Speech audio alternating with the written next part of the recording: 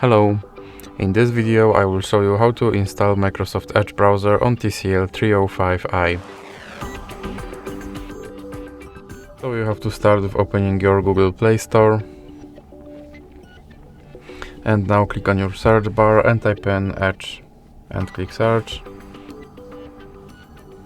And now click install.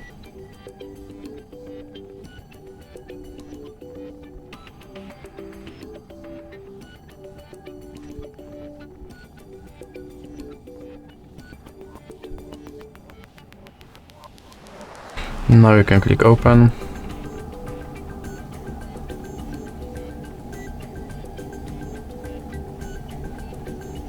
And here you can click skip introduction.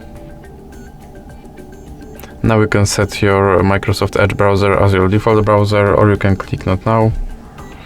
Here you can customize your home page, or you can click not now.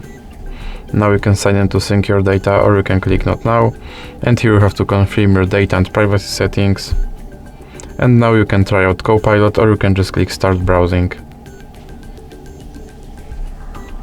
And your Microsoft Edge is now installed and ready to use, so that's it for this video. If you liked it, please remember to leave like and subscribe.